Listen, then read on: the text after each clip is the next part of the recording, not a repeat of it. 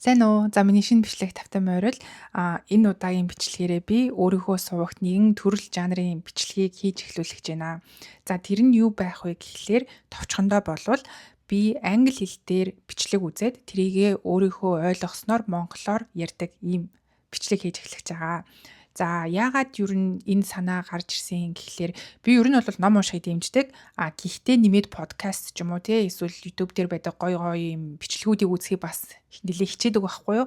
Яагаад вэ гэхлээр өнөө цагт чинь бид нар заавал ингээл ямарваа нэгэн хүнтэй өөрийн биеэр уулзаж зөвлөгөө авахгүйгээр тухайн хүний оролцсон подкаст те эсвэл бичлэгийг нь яриаг нь сонсоод тухайн хүнтэй яг уулзсан юм шиг мэдрэмжийг эсвэл тухайн хүний юу бодож сандгийн юу туулсан эсвэл хийсэн ажлынх нь үр дүнг нь мэдэх боломжтой юм цаг үед амьдарч штэ тий. Тийм учраас би яг ийм бичлэгнүүдийг зөндөө үзхийг хичээдэг. Тэгэхээр надад яг энэ бичлэгнүүдийг үзээд хураангуулъя гэсэн санаа одоо 3 шалтгааны үндсэн дээр гарч ирсэн гэх юм уу. Эхнийх нь болохоор зарим бичлэгүүд ингээл 2 цагийнх эсвэл 3 цагийнх байдаг. Тэгэнгүүт би хэдийгээр тэнийг 2 цаг 3 цаг зарцуулаад сонссон ч гэсэн гол санаа нь яг ингээл 15 минутанд багтаагаал яг ийм юм эхэлчих боломжтой байсан юм байна да гэдэг сэтгэл надад төрдөг. Тэгэнгүүт би яг энэ өөрийнхөө төрсэн сэтгэлийг бусдад хураангуулж хэлээд тэгэнгүүт миний бичлэгийг үзэж байгаа хүмүүс хэрвээ сонирхох юм бол энэ 2 цаг 3 цагийн бичлэг үзэж болно те. Хэрвээ сонирхохгүй байх юм бол зүгээр л миний хураангуйг үзчихэд өөрсдийнхөө тэр 2-3 цагийг өөр юмд эсвэл өөр бичлэг үзэхтэй ч юм уу те зарцуулж ээж болох юм байна. Тийм учраас нэгдүгээр би хүний цагийг хэмнэж чадах юм байна гэж бодоод энэ бичлэгийг хийж эхлэж байгаа. Хоёрт нь гэх юм бол би англи хэл дээр одоо өөрийнхөө мэдэхгүй сэдвийн талаар юм сонсохороо 100% ойлгож чаддаггүй байхгүй юу. Ер нь бол ингээд монгол хэл дээр юм сонсох юм бол за нэг ийм барагцаатай ийм яриад байгаа юм байна гэдгийг би өөрийн бодож байгаахынхаа хажуугаар сонсож байгаа юм ойлгочод байдаг байхгүй юу. Гэхдээ англи хэл дээр би яг нэг мэдэхгүй сэдв ч юм уу тий эсвэл өөрийн бодонгоо юм сонсонгууд тухайн англи хэл дээр ярьж байгаа юмыг 100% ч юм уу эсвэл ер нь нэг юм яриад байна гэдэг барагцаач авч чаддаггүй юм. Тэгэхээр ер нь бол би өөрийнхөө оюун санааг тэр чигтэн 100% төвлөрүүлж ийж тухайн англи хэл дээрх юмыг айгуу сайн ойлгодог гэсэн үг. Тэнгүүд магадгүй над шиг тийм ингээд хоол хийнгээ ч юм уу те эсвэл машин барангаа нэг подкаст англи хэл дээр сонсомоор байдаг гэтэл ойлгохгүй байж болно. Тэрнийг нь тэгвэл би хураангуулад яриад өгчэй гэдэг нэг ийм үнцэг бас гарч ирж байгаа. 3 дугаарт нь гэх юм бол зарим бичлэгүүдийг би ингээд ийм гоё бичлэг байсан юм уу би энийг одоо үзэхгүй хаагуур явж исэн юм болоо эсвэл би энийг эртгэн шиг үзэхгүй явтаач гэдэг юм уу те эсвэл би яаж энэ шиг ийм сонирхолтой бичлэгүүд олох уу гэж би заримдаа боддог. Тэгээд магадгүй хин нэгэн хүн миний үздэг бичлэгийг ийм сонирхолтой бичлэг бас байдаг байсан юм уу? Ийм хэрэгтэй мэдээлэл бас байдаг байсан юм уу гэж бодож магадгүй эсрэгээрээ миний бичлэгийг үзээд зарим хүмүүс бас өөрсдөндөө сонирхолтой санагдсан бичлэгүүдээ ч гэсэн надад санал болгож магадгүй. Тэгэхээр аль талдаа гоё өөрийнхөө үзэж байгаа бичлэгүүдийг те өөрийнхөө үзсэн сонирхолтой юм YouTube чаналуудыг солилцоод явах боломж бүрдэх юм байна да гэж бодоод би ийм 3 үндсэн одоо хэрэгцээ шаардлага дээр үндэслээд ийм нэг төрлийн бичлэг хийж эхлэх гэж байна. За тэгээд миний энэ төрлийн бичлэгийн эхний дугаарыг үзэж байгаа та бүхэнд баярлалаа. За миний өнөөдрийн бичлэг болвол The Diary of a CEO гэдэг YouTube суваг байдаг. Уг сувагт 11 сарын өмнө байршсан Дэвид миний одоо экспертийн яриаг би хураангуйлан ярьж өгөх болно.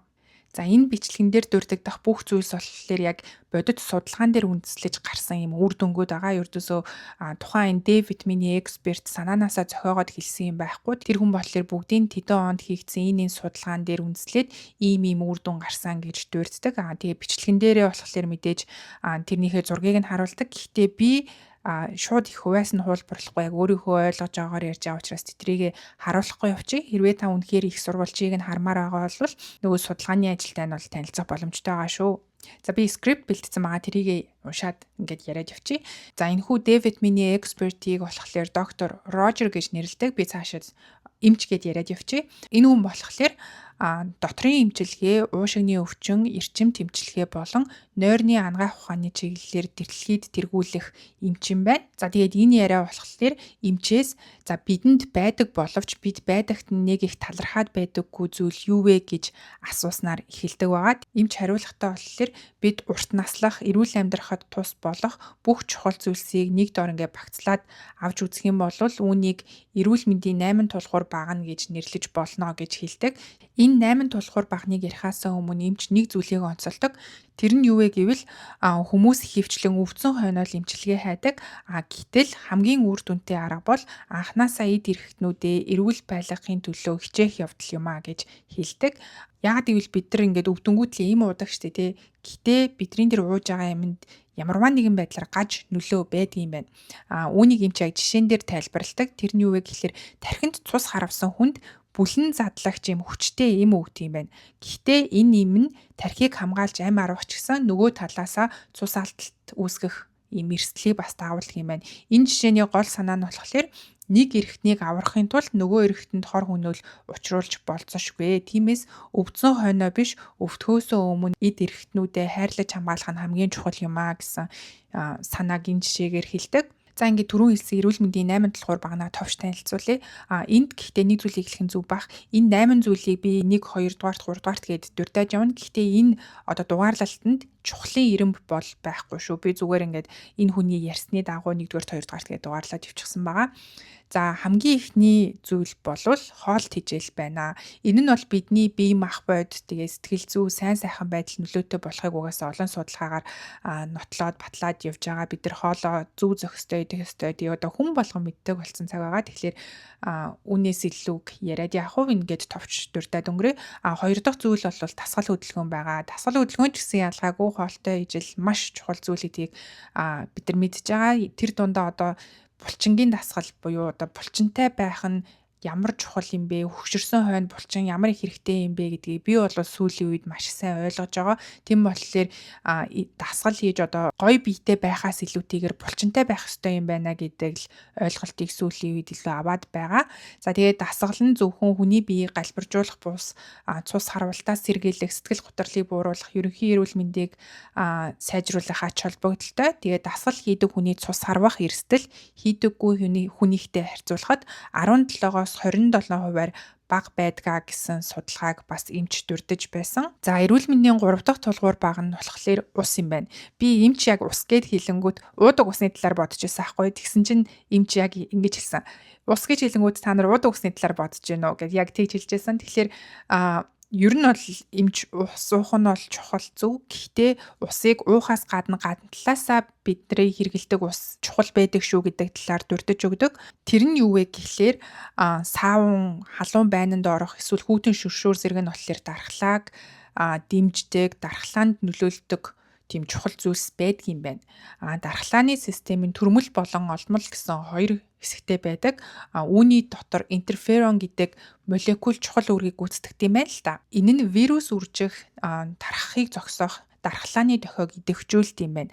Харин саавн, халуун байна нь биеийг аюулгүйгээр хиймлэр халааж интерфероныг ялгуурлыг нь нэмэгдүүлж чаддаг юм байна. Тиймээс тогтмол саавнд ордог хүмүүсийн дархлаа сайжирч зүрх судасны өвчний эрсдэл буурдаг гэсэн олон судалгаа байд юм байна.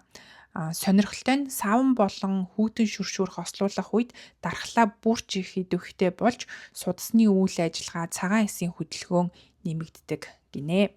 За эрүүл мэндийн 4 дахь тулгуур баг нь бол нарны гэрэл. Энэхүү бичлэгээрээ би нарны гэрлийн талаар угаасаа аягүй сайн дэлгэрэнгүй ярина. Тэм учраас энд товчхон одоо дурдаад өнгөрье. Би Д витамин хэрэглэлтийн эм чинь заавал наранд гарах шаардлагагүй гэж та юу н бодож ирсэн үү? Эсвэл тэгж боддог уу? Хэрвээ тийм бол энэ аягүй одоо үгүйсгэгдэж байгаа ойлголт юм байна. Нарны гэрэл нь зөвхөн Д витаминаар хязгаарлагдахгүй, бие махбод болоод сэтгэл зүйд үзүүлэх чухал нөлөөтэй байдаг юм байна. Нэмэлтээр Д витамин хэрэглэх одоо шаардлагагүй гэж бол эмч хэлээгүй. Эмч өөрөө ч гэсэн Д витамин нэмэлтээр хэрэгэлдэг гэсэн. Гэхдээ нарны гэрэл нь бидэнд илүү өргөн сар хүрээний одоо ашиг тусыг өгдөг учраас Д витамин хэрэглэхээс гадна заавал ингээд наранд гарч явах ёстой шүү гэдгийг хэлж байсан. За энтэй холбоотойгоор нэг бодит жишээ дурддаг. Одоо түүх гэх юм уу? Тэр нь юу вэ гэхээр 2024 оны 6 дугаар сард Америкийн нэгдсэн улсын Миннесота мужийн 3 дахь шатлалын эмнэлэгт болсон нэг үйл явдал юм байна. 15 настай Хенри гэдэг хүү цусны хорт хавдартай гэж онцлогдсон химийн эмчилгээ хийлгсэн гинэ. За За тэгээд химийн эмчилгээний дархлааны системийг маш хүчтэй дардаг юм гаж нөлөөтэй юм байна л да. Харамсалтай нь дархлаа нь сул байх тэр үед fungus flesh eating infection буюу одоо монголоор бол EDC-ийг нь өвчүүлэн гэмтээдэг мөөгөнцрийн халдвар авсан юм байна. За тэгээд халдвар аваад биеийн муудаад байдал уламд ортоод тэгээд эцэст нь тухайн Хенригээд хүүгийн зүүн уушгийг нь авсан гинэ. Гэвч үүний дараа хүүгийн баруун уушгинд халдвар тархаж байдал улам хүндэрсэн гэж байна. За тэгээд эмчнэр өөрсдийн зүгээс бүх их боломжтой зүйлсийг хийсэн ч гэсэн ер нь бол найдваргүй болцсон байсан. Тиймээс грекнийг нь дуудаад баруун уушгийг нь л одоо авах сонголт байна. Гэтэ энэ нь бол боломжгүй зүйлээ. Баруун уушгийг нь бид нар бол авч чадахгүй. Тиймээс ер нь бол хүүд чинь ингээд хэдхэн хоногийн нас үлдсэн шүү гэж хэлсэн гинэ. За тэгээд ээж аав нь грекний ийм одоо муу мэдээ сонсоод тэгээд хүүдээ энэ талаар хэлсэн юм байна. Тэгээд хүүн болохоор одоо миний сүүлчийн хүсэл болвол гадаал гармаар байна гэж хэлсэн гинэ. За хүү болохоор энэ эмнэлэгт байх хугацаанд хэдэн 7 хоногийн турш нэгч гадаа гараагүй юм байна. Уул нь бол өөрөө гадаа байх айгу дуртай хүүхэд гинэ. Ферм дээр хөдөө өссөн хүүхэд юм байна. За тэгээд хүүхдийн одоо сүүлчийн хүсэл эмчин гээд эмч зөвлөгчд бүгдээрээ нийлж байгаа тухайн хүүхдийг боломжоор орон дээр нь одоо амьсгалын аппараттай хамтдаа байгалийн гэрэлд наранд гадаа гаргаж эхэлсэн гинэ. За тэгсэн чинь энд гайхамшиг тохиолсон гэж байгаа. Нарны гэрэл гарснаар өөрөөр ямар ч эмчилгээг өөрчлөөгүй байхад эхний өдөр нь цусны цагаан эсийн тоо буурч машинаас авах хүчил төрөгчийн хэмжээ багасж эхэлсэн гинэ. За тэгээд 5 дахь өдөр гэхэд амьсгалын аппаратнаас гарч зөвхөн хамрын гуурсал ашигладаг болсон байсан. Эмчнэр гайхаад CT зураг авч үзэхэд баруун уушигдах халдвар 60-аас 70% буурсан байжээ. Эцэст нь хүү эмнэлгээс гараад одоо гэртээ гарсан юм байна. За тэгээд тэр үед эмчнэр ер нь юуг өөрөөр хийсэн бэ гэд бодоод үзэнгүүт бүх эмчилгээ яг хэвэн байсан. Ганц өөрөөр хийсэн зүйл нь хүүг эмнэлэг дотор биш эмнэлгийн гадаа л одоо гаргадаг болсон юм байна. За тэгээд хүмүүс бол үүнийг нарны одоо гэрлийн нарны элчийн гайхамшиг ач тус гэж үзэж байгаа гинэ. За тэгээд 11 сарын өмнө энэ бичлэг хийгдсэн шүү дээ. Тэгээд би саяхан одоо энэ бичлэгийг хийхээр бэлтэж байхдаа энэ Хенригээд хүүн хэр байсан юм уу 15 настайдаа ийм өвчин тохиолдоод ингэсэн юм уу гэд интернетээс хайгаад үзсэн чинь нэрээ ийм өвчтэй хүү байсан юм бэлээ. Тэгээд гэртээ гарсан юм бэлээ. Энд эмч бол худлаа яриаггүй гэдэг би өөрөө бас дахиж баталсан. Яагаад тэгэхээр надад бас энэ жоохон боломжгүй санагтаад байсан байхгүй. Яаж одоо зүгээр нарны гэрэл ингээл эмчнэр бүх юм хийгээд ахаад шинжлэх ухаанаас авсан юм хийчихэж байгаа юм бэ гэж бодоод Хенри 15 настай ийм өвчтэйгээ тайсан чинь нэрэл тийм хүүхэд байсан. Тэгээд эдгээд гэртээ гарсан юм бэлээ. Ямар ч байсан тэр хүүхэд нас барсан гэсэн мэдээлэл бол байгаагүй. Тэгэхээр өнөөдрийг хүртэл бол амьд байгаа юм шиг байлээ.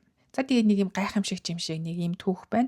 Эмч тэгээд 2 дахь дахиад өөр жишээ дурддаг. Тэр нь юу вэ гэхлээр эмнэлэгт 2 ортой өрөөний нарны ойролцоо байрлсан өвчин илүү хурдан эдэгдэг болохыг тогтоосон судалгааны үр дүн бас байдгийм байна. 5 дахь эрүүл мэндийн тулгуур баг нь юу вэ гэхлээр хэмжээ хязгаартай байх буюу хорт бодисуудаас зайлсхийх гинэ.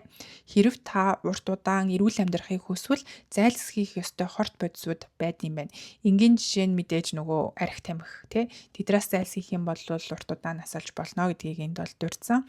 За 6 дахь тулгуур баг нь юу юм бэ гэхээр агаар. Эмчийн хэлж байгаагаар хамгийн сайн агаар гэдэг нь тодорхой хэмжээний бусад элементийг агуулсан гадаад орчны агаарыг хэлнэ гинэ. Яагад гэвэл яг л бидний эзэнд ач тустай бичил биетнүүд оршдог шиг амьсгалч буй агаарт ч мөн адил ийм биетнүүд хэрэгтэй байдгийм байна. Бид агаарын бохирдлгүй байдлыг л анхаарад байдаг ч гэсэн үнэн хэрэгтээ агаарт агуулгаддаг ашигтай бодисууд, үнэрт молекулууд бидний биед асар их нөлөө үзүүлдэг гинэ. Жишээ нь мод ургамлаас ялгардаг фотонцид гих үнэрт бодисууд нь хүний дархлаанд эерэг нөлөө үзүүлдэг нь олон судалгаагаар батлагдсан. Мөн дотоод орчны агаарын чанар нь ч бас чухал юм байна. Жишээ нь хаалттай агааржуулалт муутай орчинд нүүрс хүчлийн хий хуримтлагдаж энэ нь таны сэтгэн бодох, танин мэдэх чадварт сөргөөр нөлөөлдөг. Харвардын нийгмийн эрүүл мэндийн хийсэн судалгаагаар цонх онгойлгосноор нүүрс хүчлийн хий мэдэгдэхүйц буурж байсан гэсэн судалгаа байдаг юм байна. Тиймээс аль болох гадаа гарч агаар амьсгалаад хэрв дотор орчинд байх бол сонхоо нээж агаар оруулах нь чухал гэж энд зөвлөсөн. За 7 дахь тулгуур баг нь бол амралт.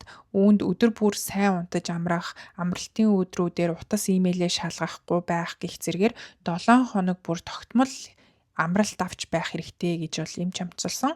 За 8 дахь тулгуур багна нь юу юм бэ гэхлээр итгэл үнэмшил гинэ. Энэ надад бас айгүй санагдсан. Одоо сонирхолтой гэх юм уу?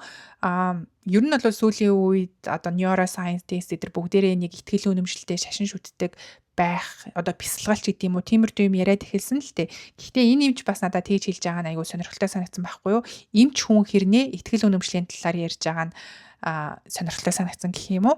За юу гэж хэлсэн бэ гэхэлэр бидний үл тоомсорлож болохгүй нэг зүйл бол сүүлийн үед шинжлэх ухааны ертөнц итгэл үнэмшлийн ертөнц рүү харж сонирхож эхэлсэнд байгаа. Бурхан эсвэл өөрсдийн итгэдэг зүйлтэй хүн стресс, сэтгэл гутрал, түгшүүртэй тулгарах үедээ илүү сайн даван туулж чаддаг гэдгийг нотолсон олон судалгаа байдаг гинэ. Тэгэхээр бурхан огт байдаггүй гэж итгэхээс илүүтэйгээр ямарваа нэг зүйл намайг хамгаалдаг ч гэдэм үү эсвэл бурхан гэж байдаг гэж итгэх юм бол тухайн хүнд одоо сэтгэл зүйн нөхцөл байдалд нь гэх юм уу тийм ямарваа нэгэн хүнд зүйлийг даван туулахад илүү төхөн амар байдаг гэдэг санааг бол энд илэрхийлж гин гэж би ойлгосон. Ярьслага хэлэхтэй болохоор бидэнд байдаг боловч бид байдагт нь талархдаггүй тэр зүйл юу вэ гэж асууснаар хэлдэг штэ тий. Тэгээд эмчийн хариулт болохоор тэр нь нарны гэрэл юм байна л да. Нарны гэрэл болохоор өдөр болгон бидэнд дээр тусгаараа л тусдаг. Бидэрт байдагт нэг их талархаад байдаггүй. Гэвч энэ нарны гэрэл нь биднэрт Д витамин өгөхөөс гадна бусад эрүүл мэндэд эерэг үр дүн авчрах зүйлсийг бидэрт өгдөг юм байна гэдгийг ийм их зүйл ярьсны үндсэн дээр эмч маань ингээд нарны гэрлээ гэж энэ асуултанд хариулж байгаамаа. За ингээд нарны гэрлийн талаар дэлгэрэнгүй ярилцгаая. За манай энэ ярилцж байгаа эмч маань болохоор сэхэн амьдруулахын эмч бөгөөд ковидын үед зөвхөн амьсгалын завын өвчтөе хүмүүс л үр дээр нэрнэ гэдэг хүлээлттэй байсан юм байна. Гэтэл бодит байдал дээр шал ондоо байсан. Тархалттай, зүрхний өвчтөе, бөөрийн өвчтөе гэх мэт бүх төрлийн өвчтөе хүн сэхэн амьдруулахын тасагт ирсэн гинэ. Түүний ажигласнаар тэр өвчтнүүдэд байгаа нийтлэг шалтгааны нэг бол митохондрийн эмгэг байсан гин. Тэгэхээр одоо митохондри гэж юу байдгийг тайлбарлая.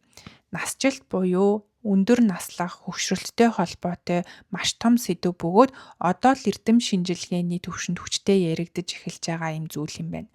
За митохондри гэдэг нь хүний биеийн бараг бүх эсийн дотор байдаг жижигхэн бүтэц гинэ. Эдгээр нь эсүүдийн энергитэй холбоотой цахилгаан станц гэж нэрлэгддэг бөгөөд биеийн үйл ажиллагаанд хэрэгтэй энергийг үүсгэдэг. Энгийнээр тайлбарлавал митохондрийн эсийн дотор байдаг жижиг хэсэг. Тэдний үүрэг нь хоол хүнс болон хүчил төрөгчийг ашиглан энерги үйлдвэрлэх юм байна. Тэгэхээр нас нэмэх тусам эдгээр митохондрийн гаргаж байгаа эрчим хүч 70 орчим хувиар буурдаг. Өөрөөр хэлбэл нас ахих тусам бидний эсүүд дэх батарейнууд өмнөх шигээ ажиллаж чадахгүй болж байна гэсэн үг юм байна. Тэгвэл хөгшрөх тусам буурдаг энэхүү энерги үйлдвэрлэгч митохондрийг хэрхэн дэмжих вэ гэдэг асуулт гарч ирнэ. Энэхүү асуултад хариулахын тулд хэдүүлээ нэг судалгааны талаар ярилцгаая. 2019 онд гэрлийн инженер Скотт Зиммерман болон профессор Рассел Райдер нар мелатонин ба хүний биеийн гэрэл дамжуулалт нэртэй судалгаа хийж нарны гэрэл хүний биед хэрхэн нөлөөлдгийг судалсан байна. Уг судалгааг би өөрийнхөө ойлгосноор энгийнээр тайлбарлах гэж оролдъё.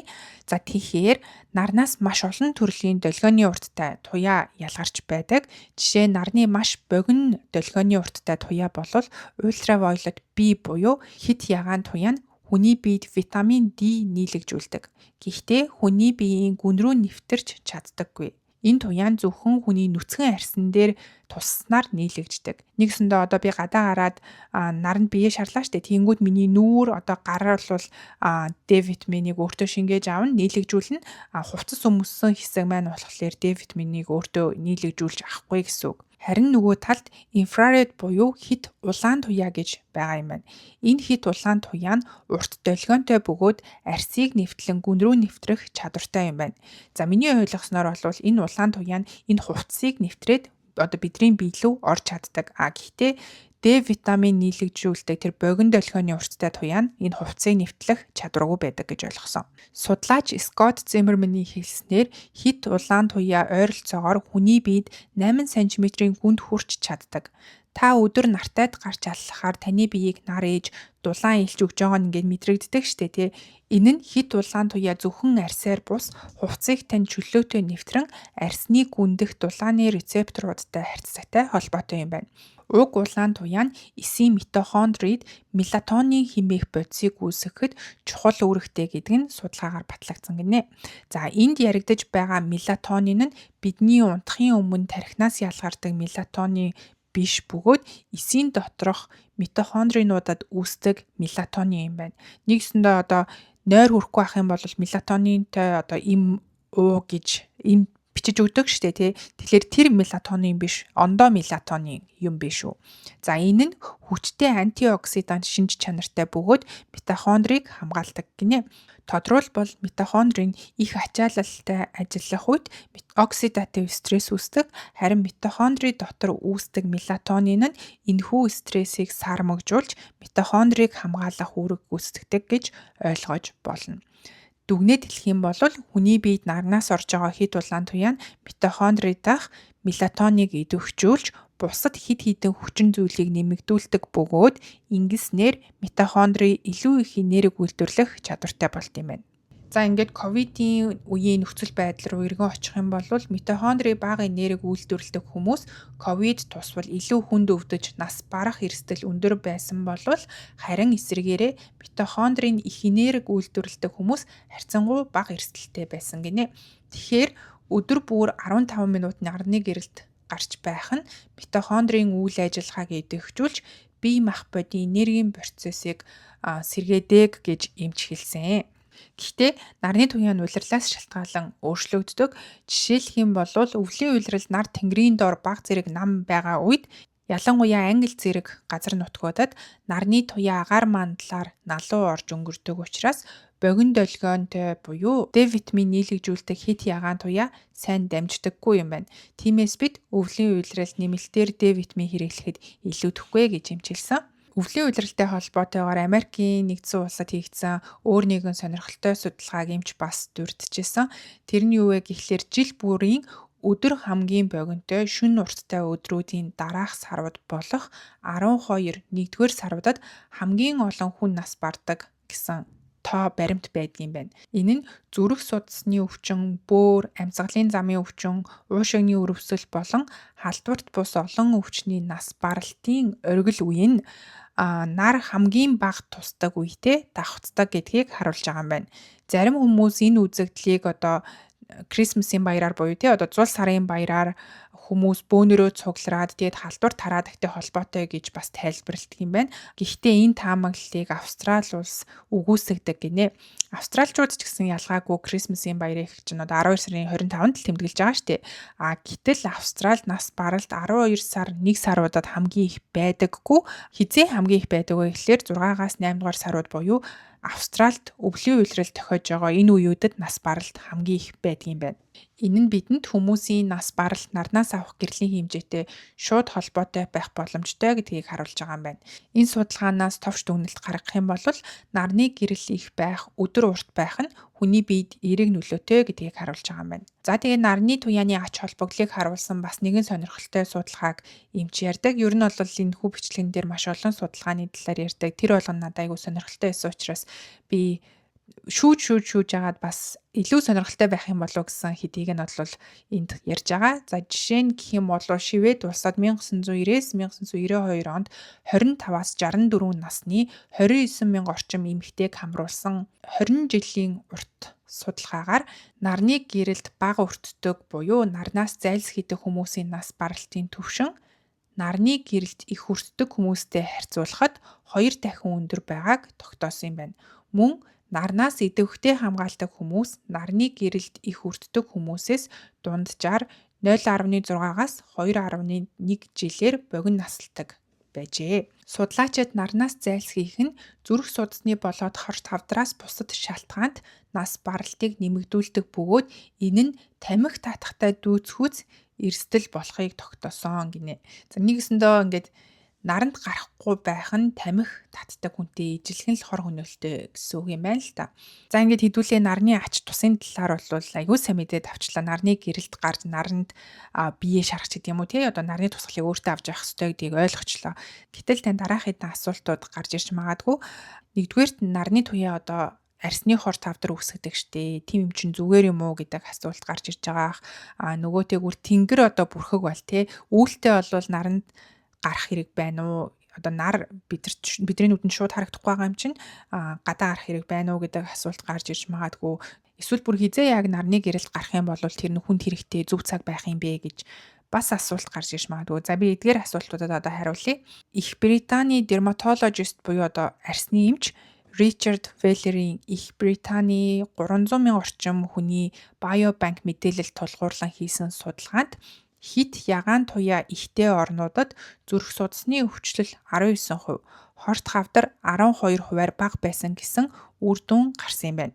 Мөн хит ягаан туяанд өртөх нь арсны хорт хавдар үүсгэхийн хувьд бол үүсгэн. Гэхдээ зүрх судасны өвчин нь арсны хорт хавдраас хэдэн 10 дахин илүү үхэлд хүргэж байгаа тул зохистой хэмжээгээр нарны тусгал авах нь илүү ашигтай байж болох талаар өөрийнхөө судалгаан дээр онцолж өгсөн юм байна. Нэг өсөндөө нарнаас айхгүйгээр наранд гараад арсны хорт хавдар тусаад үхэх магадлал болон нарнаас айгаад гэртээ сууж агаад наранд гарахгүй байж агаад тий зүрх судасны өвчин тусаад өөхөх магадлал хоёрыг одоо жингийн тухайн дээр жинглээд үзэх юм бол аль нь илүү жинд арах вэ гингүүд наранд гараагүй байж агаад зүрх судасны өвчин тусах нь илүү одоо өөхөх магадлал эрсдэлтэй гэсэн үг байгаа байхгүй юу. Тэгэхээр энэчнээс юу гэж хэлэх гээд байна вэ гэхээр арсны хорт хавдар үүсгэдэг тэрийг бүдэр мэдж байгаа. Гэхдээ энэ зүгээрээ эрсдэл юу нь бол багтай гэдгийг хэлэх гээд байгаа юм. За хоёр дахь асуулт буюу одоо үүлтэй байвал бид нар гадаа гарах хэрэг байна уугүй юу гэдэг энэ асуулт байна. Үүнд хариулт өгөхөд болохоор үүл гэдэг нь усны молекулууд учраас нарны хит ягаан туяаны ихэнх хэсгийг өөртөө шингээдэг. Харамсалтай нь энэ нь бидний яг авахыг хүсдэг төрлийн гэрэл гинэ. Гэвч үүлэрхэг өдөр байсан ч гэсэн гадуур гарвал гэр дотор байснаас илүү их хэмжээний хит улаан туяа авч чадна. Тиймээс ер нь бол товчхондоо хэлэх юм бол хэдийгээр нарны туяа шууд тусгаас бага туяа авч байгаа боловч дотор байснаас илүү гадаа байх нь дээрээ гэдэг санааг бол илэрхийлж байгаа. Тэгвэл өдрийн яг хэдэн цагт гарах нь илүү үр дүнтэй вэ гэдэг асуултанд хариулт өгье. Хэрв та хит ягаан туяаны одоо сөрөг нөлөөллөөс зайлсхийхийг хүсэж байгаа бол нар тэнгэрт нам байрлаж байх үе буюу өглөө эрт эсвэл орой нар жаргах үед гадаа гарах нь хамгийн тохиромжтой гэж эмчилсэн. Энэ үед хит ягаан туяа бага, харин хит улаан туяа их болдог.